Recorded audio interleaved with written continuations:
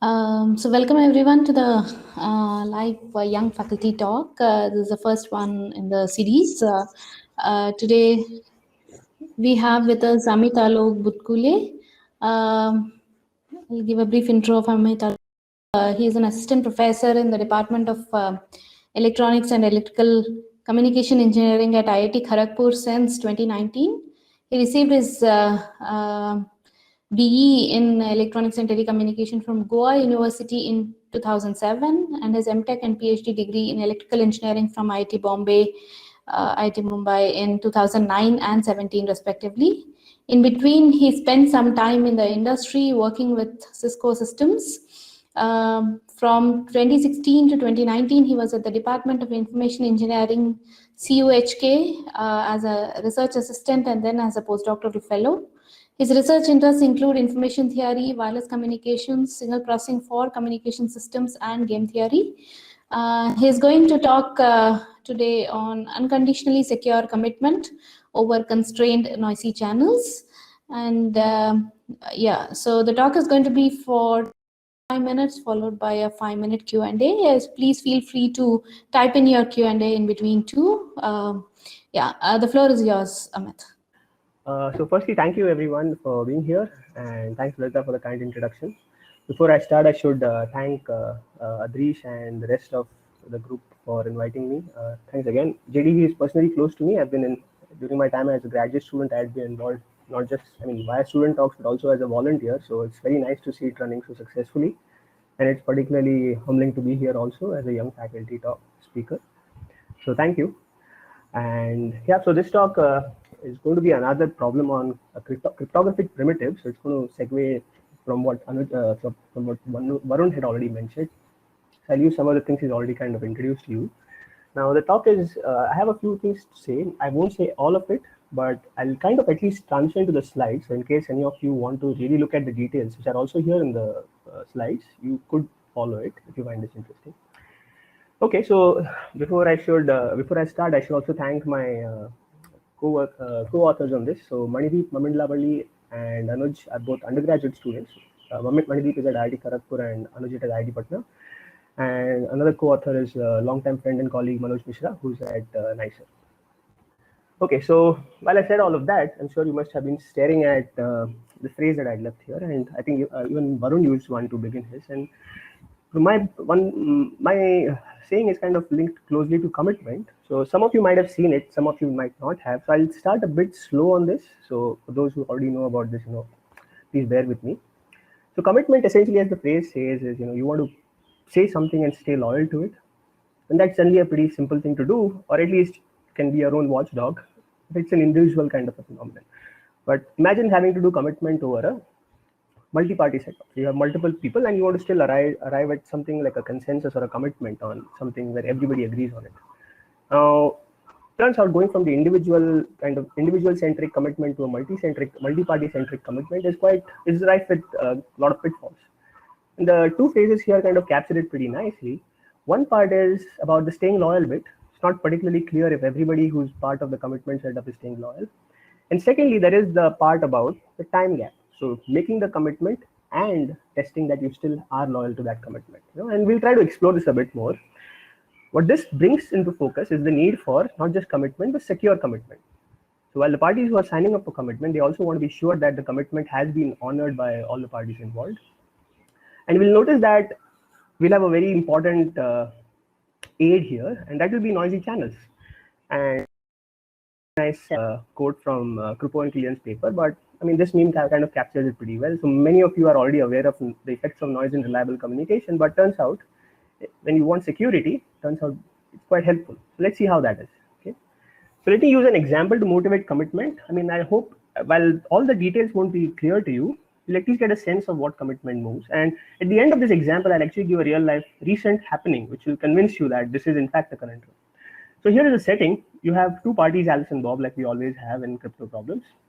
And they're playing a game of classical chess, which is basically time unbounded. So you'd want to kind of continue the game. It's late at night and they want to take a nap. The problem is who plays the last move, because whoever does, the player following him will essentially get the entire night to think about the move, and that's a bit unfair, right? So how do you resolve this? Turns out actually in a family setting, it's pretty easy. because what you want is a trusted third party. And in this case, mom is of course a trusted third party for both parties. So what Alice does, for example, is she commits to the move, doesn't make the move, but just commits to it by revealing it to mom privately. And later on, when the day is up, again, the next day is up, you have Bob coming around and Alice makes the move and mom verifies it, right? But the major issue here is what happens if you don't have a trusted third party? And this is something we see all the time, when we do transactions with banks or some other financial thing, you always have a trusted third party. So moving on, potentially, there would be a scenario where you might not have trusted third parties. And commitment comes in here. And this is not just commitment, this is commitment via noisy channels. So how do we use noisy channels? And this is not just specific to commitment. This is true of any cryptographic, any primitive which seeks security of some kind. A noisy channel, if it's used cleverly, has the following benefit, and which is what we're going to exploit. It jumbles up the message, for example, the one Alice has here, just enough to conceal the information from Bob. So this kind of hides some part of Alice's information. That is what Alice is going to leverage. On the other hand, since it doesn't hide everything, it leaves enough for Bob to ensure that Alice is bound to her message. So if she deviates, there's a way he can check it. And commitment is a pretty rich history. And by the way, commitment has a lot of very, very closely connected variants like oblivious transfer, coin tossing, zero knowledge proofs. All of them are very intimately tied. I'll just focus on commitment, but things that happen here can be easily transformed to those problems as well. So Blum introduced this problem, although there were limitations on the parties. For example, they could not factorize large prime numbers, and that made sense then, but we've got now in a regime where computational limitations can sometimes seem contrived.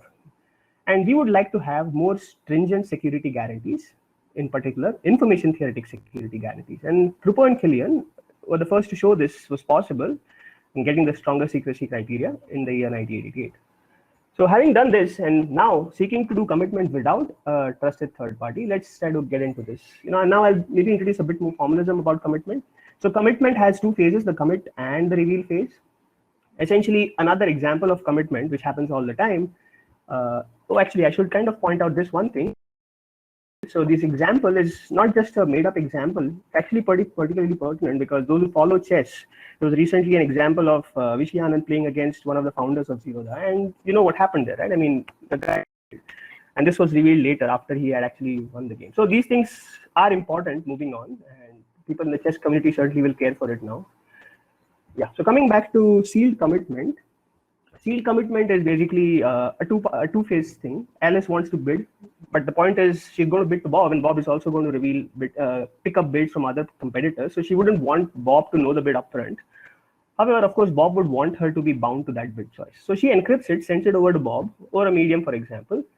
And while doing that, she can use a publicly authenticated noiseless link. What does this kind of a link mean? This is separate. This is bidirectional. There are no costs attached to it. But it's public and authenticated, which means I can't use that to send information, which is what I want to hide. Because any such information will be immediately identified and I'll lose the security requirement. Okay. So while I do this, this is what she does. Bob gets that information. And the second phase, she will reveal her choice to Bob, and Bob will check whether this is what he feels it was. And if he tests, his test puts out an accept, that's fine. He'll accept it. But so security was the guarantee for Alice that Bob shouldn't learn the bid. And Bob's, on the other hand, is the binding guarantee, where what Bob wants to know is if Alice tries to change her bid, he should be able to immediately catch her. Okay, so both the parties have to be satisfied with their own requirements of secrecy, and we'll say that commitment occurs if this thing happens, and we'll again formalize. Okay, so commitment, sorry, there's a protocol which does what we want it to do. We'll still want to see how good it is or how bad it is on the other hand. And because of the nature of the problem, you essentially want to test out behaviors of parties which could be honest and dishonest. There are potentially 4 scenarios, right? Alice and Bob can be both honest. Alice could be honest, Bob could be dishonest, vice versa, or both of them could be dishonest. Now, for such kind of cryptographic protocols, we don't care if both parties are dishonest because then we don't have to do anything. Okay, the protocol doesn't have to guarantee anything. But for all the other 3 configurations, we do want to give some kind of a guarantee on the protocol. So goodness for us would mean 3 things. Soundness, which is when both parties are honest. Concealing, which is from the perspective of Alice, where Alice's information is not revealed to a dishonest Bob. So Bob could do whatever he wants, maybe follow the protocol, maybe not. Similarly, binding is when Alice ends up being dishonest, and Bob should not be should be able to always detect whether Alice is cheating or not. Okay, if he follows the protocol honestly. Again, so I'm sorry that this is not an interactive thing. So in case there are questions, I'm not quite able to see, but I hope this has been okay so far. So what is soundness? I mean, just again, both parties are honest. The point is a protocol has to satisfy a soundness guarantee. That would mean that if both parties are honest, then Alice's bid. So in the commit phase, Alice sent information. In the reveal phase, she reveals her bid, and that has to be accepted by Bob, right? And that should happen with high probability. That was what will be soundness for us. Commit phase, on the other hand, is where Bob is malicious. Now, in such a case, commitment in the sense of there's no point in recovering the bid or so, anything like that. The important guarantee that the protocol should afford Alice, because she's being honest, is her bid should not be compromised. Because now Bob is choosing to deviate, so she would want her bid value to not be known to him. Okay. And finally, in the reveal phase, the roles are reversed. We have a malicious Alice, and now in this case, what we would want is whatever happens, I would not want a cheating Alice to somehow spoof a wrong bid value and get it accepted at Bob. Okay, so this is again the basic premise of a commitment protocol. So what is the specific focus of our work? Well, firstly, the specific focus is what is generally of interest to information theorists, which is commitment capacity. And what do I mean by capacity? Well, essentially, we essentially use the channel a lot of times, right, for the law of large numbers to kick in. And we would be interested in maximizing the fractional string length or the commit string that Alice can send across. And we would want to find protocols which are operating as close to the optimal fractional value, which we'll call the capacity. Okay, so that's really the goal. Again, this is slightly different from the CS framework or the crypto framework, where people generally care for constant rate protocols, by which I mean we would want to have, if we are using the channel n times, then we would want to show that we can send a string of size some constant c times n when c is an absolute constant. Okay, so here we are looking at the optimal throughput. So that's what we call commitment capacity. I may sometimes throw in the word capacity, but please keep in mind that it is really commitment capacity. There's no other version of capacity here. Now, what we're doing is kind of following the lead on some other work, some very nice work actually. And specifically, I mean, Kropotkin, of course, started out by demonstrating commitment in OT over noisy channels, but Winter et al. Actually in the year 2003 analyzed commitment over discrete memoryless channels. And in doing so, they actually characterized the capacity. Now, the version of the channel, problem that they considered was one where the DMCs are unconstrained inputs, which means access to the noisy channel came with the use of a noisy channel, but there was no further cost to using the channel. And this is exactly what we are trying to bring into our problem, which is that when a channel comes for us, I mean, basically, if you're wanting to realize commitment, somebody would offer us a channel. Now, the point here is oftentimes access to a channel may come with an associated cost. And we see this all the time, right? Wireless channels always have a cost. We can't send, for example, a very high-powered signal. Or when you're transmitting bits, there is a fraction of on time that you're supposed to honor. You cannot stay on all the time. So you can't send all once, for example. So these kind of costs are what we are going to have together. And this is the presentation specifically is what we had for this year's ISIT. And our goal here again is to characterize the commitment capacity for DMCs which come with these kind of cost constraints. And we'll model fairly general cost constraints here. So I'm guessing I'm into 15 minutes. So again, please feel free to interrupt me if I go over time. I'll try to conclude in 10 minutes or so. Okay, so this is the more formal problem setup. So you have the commit string C here, and you have the X vector that you're trying to send. Now, both part, and of course, X is the encrypted commit string, if you can think about it. I hope you can see my cursor. And in response, the channel corrupts it, so I get a Y. Bob then gets this Y. Now, in between, in any commitment protocol or any cryptographic protocol normally, when I send Xi, right? In between sending Xi minus 1 and Xi, so X is a vector here. So in between sending the ith and the I plus 1 bit symbol X, say, I can use this noiseless public authenticated link for two-way communication. And the information I send at time I can depend upon all the things that Alice knows at that time. For example, she knows the commit string, of course. She knows the KA, which is like a random string, private randomness available to Alice. And there could have been some amount of communication over the noiseless channel, and she could use that as well. Similarly, Bob also has access to private string. Okay, the key part is the channel that is available is a one-way channel, and there are costs going to be attached to it. In particular, it's convenient to think of certain variables as views. So what we'll do is at the end of the commit phase, whatever information is available to the two parties will be captured via views at each of them.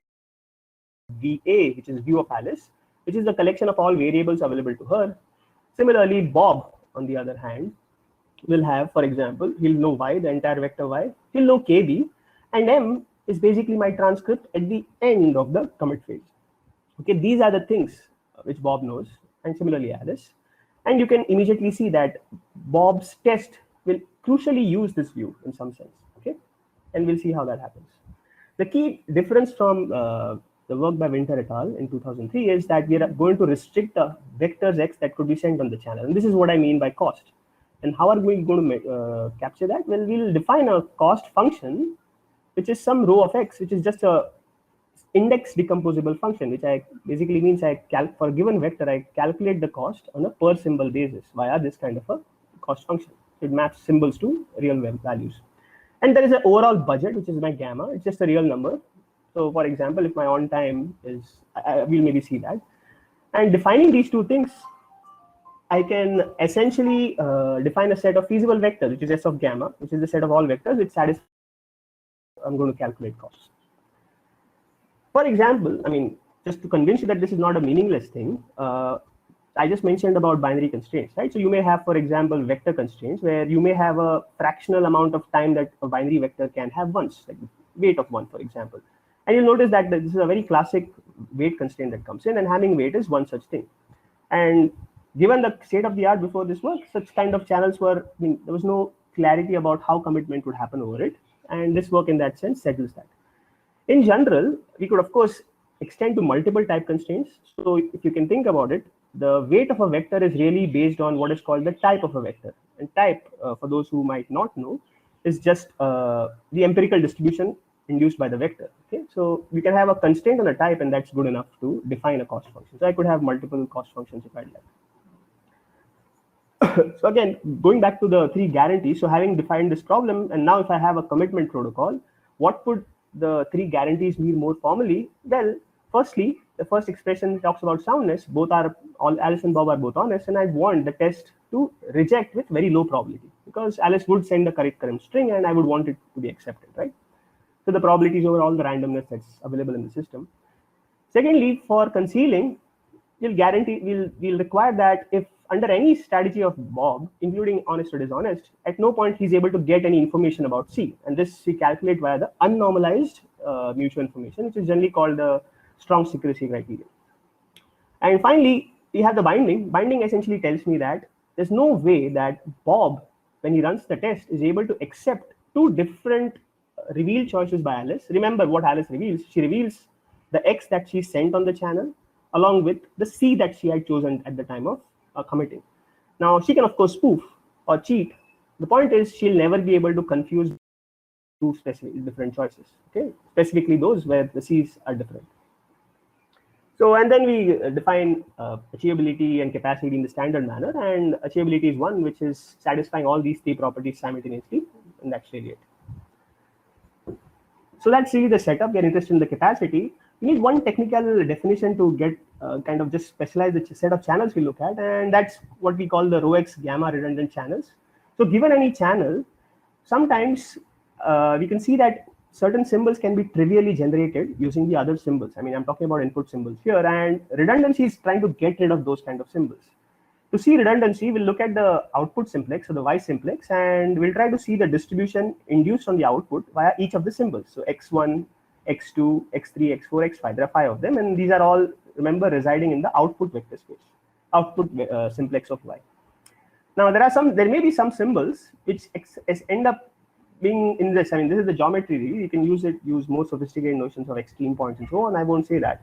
What I would want to do is, since these could be easily generated using convex combinations of the other symbols, I could just get rid of them. You know?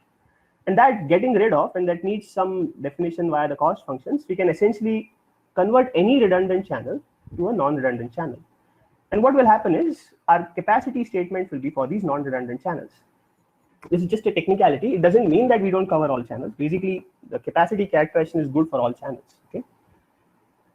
And that basically allows me, I think I've introduced all the machinery I needed, but this is what really happens. I have the capacity characterization. The key part in our capacity characterization is it generalizes Winter's result. While I mentioned stronger security in the strong secrecy criterion, actually we can upgrade it all the way to the semantic secrecy criterion, which is more strong. And there is also a stronger converse than the existing one, which was at Winter et al. But that's not just it. Actually, what we can do is we can also derive a dual expression to the capacity characterization. And while it looks very messy, it's actually pretty useful. And the approach is inspired by the convex envelope of lines approach in Cesar and Kerner. It's very well known, and they do something similar to the reliable communication channel. But what we notice is we had to deviate quite significantly from their approach. The value of this is oftentimes knowing capacity is one part. We'd also want to compute that capacity. And a dual expression sometimes helps you if the channel is skewed in the sense that the output alphabet is very small compared to the input alphabet. And in such a case, having a dual expression has a lot of value. More importantly, similar to reliable communication, we can show that for every, so the input optimizing distributions given in the primal expression could be several. It doesn't have to be one. We show that for the dual, there is exactly one output optimizing distribution. It says something interesting. It says that you can have several input optimizing distributions which maximize the capacity, but turns out that they all result in the same output distribution. This has values if you're getting into things like computation of capacity via Lahu-Tarimoto kind of algorithms. All those things could be done in this case. And as proof of the pudding, this capacity characterization derives the binary case when you have constraints. Remember, the unconstrained version is already known, but with constraints, we can show this, and it's quite a simple calculation. The interesting part is, while the primal expression is pretty straightforward, this also turns out to be capacity if you use the dual characterization, which is showing a value of the dual characterization also. But of course, it is more useful for other skewed channel models, very difficulty in maximizing over a large input optimizing space. The codebook construction is pretty standard. So we use the bin codebook construction. We bin X sequences within bin. I mean, you have the standard rate parameters. I'll just skip this. I mean, this is again slides which you can have a look at later on. So I'll just transition through them. What I do is I generate this bin codebook with 3 parameters, and what I do is C commit string. I'll just go to the specific bin, then I'll send a specific vector on the channel, and then I'll use a basic typicality check to check if it's correct. The main thing is in the verification, the reveal phase, which happens over the noiseless channel. I would want to just check that there is a unique solution to it. So given the C tilde, I would want to find a unique vector which satisfies all the conditions I have, which are typicality and this other thing. Okay. Again, the key ideas here are certain things. So there's a lemma which needs separate proof, which is basically a codebook construction. We need to show that good codes exist. And for that, we need 2 specific properties. The first property is what we can call is the minimum distance property across bins. So we want code words to be far apart across bins. Okay. And this is possible via some random expurgation approach, which I won't detail here. The other approach is the output simulation property. And here what we want to do is basically replicate the above scenario. We have an input distribution which gives me a specific output distribution. And let's say that's a tensor and memoryless distribution Qy. Now, the simulation properties, can I do the same using codebooks? And this is what happens. I mean, using certain interesting constructions, you can show that you can cover the output space via distributions which are non-memoryless and still get the same output distributions. And this property is particularly useful in my in the concealing part of it, because having used such a codebook, looking at the output distribution, there is no way Bob is able to differentiate the output distribution from one where I just sent some memoryless input distribution. Okay. Again, these are just some quick properties. The details, you can have a look at it later. It's not very important. I hope the proof ideas are clear.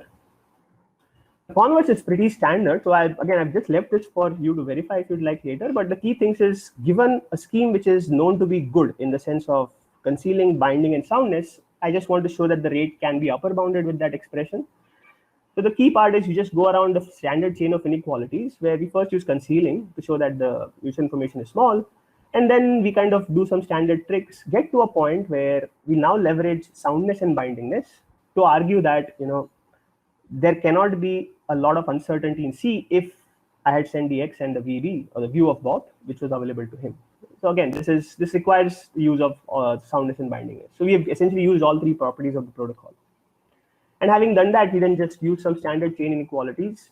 Again, we need some other properties along the way where we show that the capacity, the C of gamma, for example, is a non-decreasing and concave function. This is again pretty standard if you have seen this kind of proofs in reliable communication, and we end up showing the capacity. Okay? So that's really it. The dual expression is something slightly different. And again, I won't derive any of this thing. The idea is just this. Since it's a non-decreasing concave function, this is something we proved separately. What we do here is we are able to, for example, let's say the right side figure depicts this in some approximate sense, then we can essentially express this curve as a convex envelope of straight lines, okay? And that has its value because by doing that, so this kind of a convex envelope is how we express this C of gamma curve. And the dual about by that, because we then are able to write this capacity expression in terms of this envelope really. And this is basically the expression. So in the paper, we kind of develop this further and we get that complicated looking expression that you just saw a while back. Okay. So that's it. So that's, again, the value of this is in terms of computation. And like I said, the binary example isn't the best proof of the pudding, but there are examples which we have written up where you can see the value characterization. So that's really what I have to say today. In summary, again, the last part was just for you to verify. I didn't want to really cover all of those things. So please, if you are interested, have a look at it later on. The main thing is we looked at commitment over DMC channels. This was known beforehand. The specific change was we introduced costs because turns out the existing framework was not taking care of costs. And that allows us to study a more general class of channels. The dual characterization is the other interesting bit because it replicates something that's known for the reliable channel, but like I said, the proof has its own niceties and novelties. And again, we are able to get something similar to reliable communication where the output distribution is in fact, capacity achieving 1 is in fact a unique distribution. So this essentially was a starting point for our commitment work. We kind of went beyond and we looked at channels where having access to a channel, like that helps us realize commitment, right? But that always may come with a corresponding limitation. What if, for example, the channels are not known very well? Here we are assuming that the law is well known. So in such a case, we find out that unreliability rather in the such channels has been modeled by two separate things called compoundness and elasticity. And we got some pretty interesting results for different aspects of these things. And if you're interested, please feel free to contact me. I'll be happy to take questions. So thank you. Thanks for your time. I hope I didn't shoot over time. Thank you very much.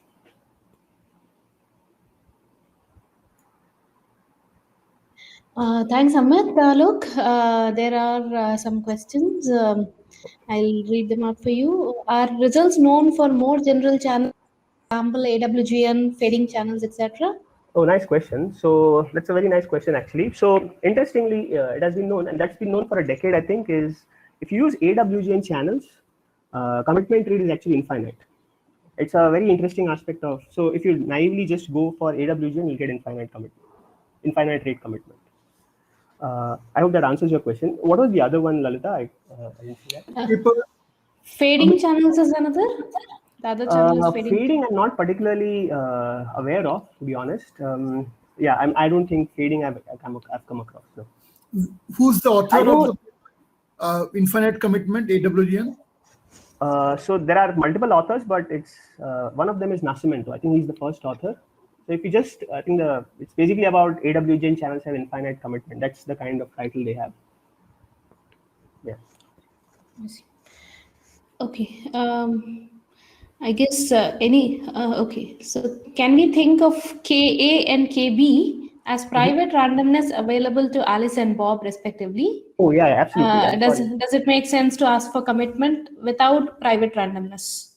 Yeah, very nice. So it turns out, at least in so far, so let me again maybe emphasize one part. So commitment in the information theoretic setting, it does seem like you need private randomness of some kind, because without that, you cannot really leverage, at least I'm not aware of any protocol which works without private randomness. Specifically about K, you're right. K, in fact, is the private randomness that is available to both parties. So yeah, short answer to that question, I'm not quite sure if you can do it without KA. Varun might be the right person actually, because they most likely are trying to use only one-way functions. I mean, one-way channels without even having public links. So yeah, I'm not sure about that. But thanks for the question. I'll think about it. Okay. So follow-up question, I guess. So she's Yeah, asking, and I guess in the commit phase index, I'm not sure how a malicious Alice cannot send some other code word from the bin in the reveal phase. so she can, okay, again I'll just repeat. So she can send it actually. So yeah, that was a bit quick. I think that might not have been picked up. The main thing is I don't want. Well, sorry about the transition. So here is the key part. The way I beat that kind of strategy by Alice is kind of requiring this gap, this minimum distance property across bins. So if Alice, for example, picks up a random X vector and she's dishonest, right? She can pick a random X vector, but at the time of cheating, she can pick a vector from a different C bin.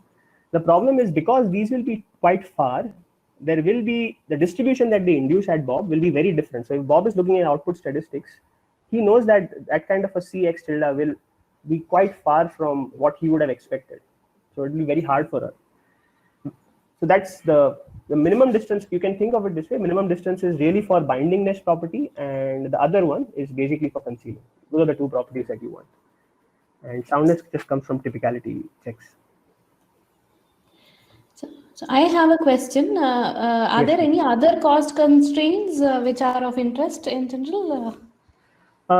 Yeah, so generally, that's a good point. So Lalita, I think, not sure if I understand the question fully, but this is what I'll answer as one part. So in cost constraints, the cost constraint that I've really chosen, for example, this binary weight constraint is a cost on the vector, which is calculated in terms of types. So it's basically a cost on the type.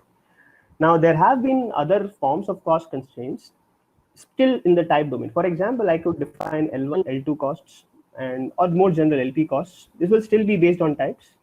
Now, there are, for example, other channels like run length constraints where these cannot be modeled in terms of these kind of costs, but you have a run constraint, which means you can't have more than 3 ones in a vector, for example. But that's a different kind of a thing, and I'm not quite sure how those costs are modeled. Okay.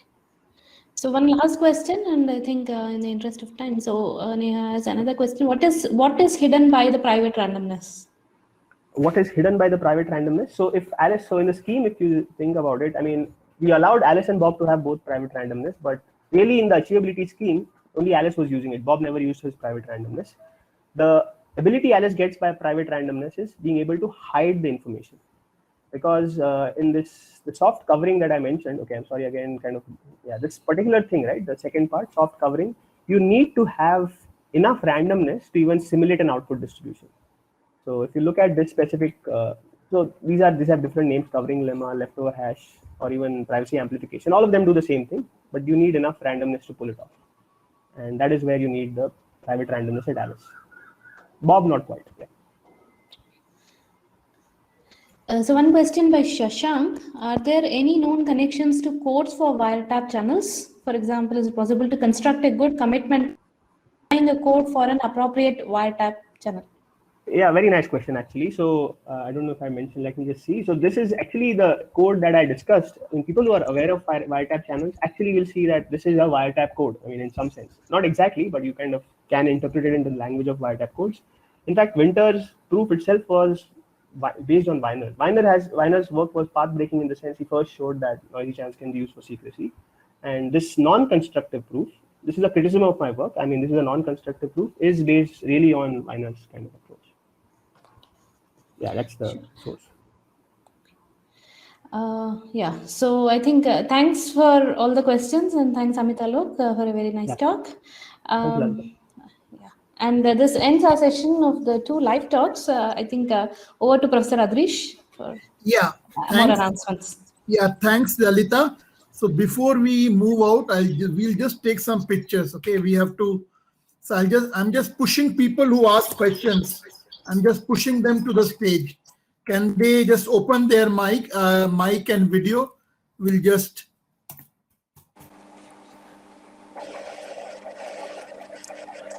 Yeah. Hi. Hi. Hello. Hi.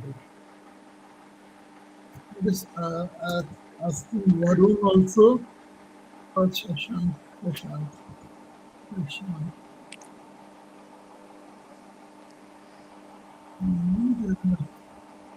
Did I cover everybody? 1 second.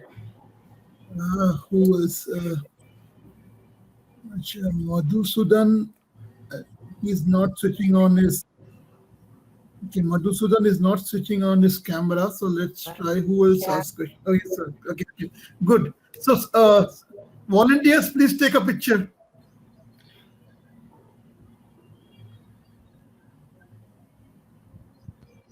Thank you. Thank you. Thank you for asking questions. Thank you. Bye. So, yeah, so we will now have a video by our platinum sponsors, Qualcomm. So we will play a video of our platinum sponsor, Qualcomm. So just come back in a second. Yeah.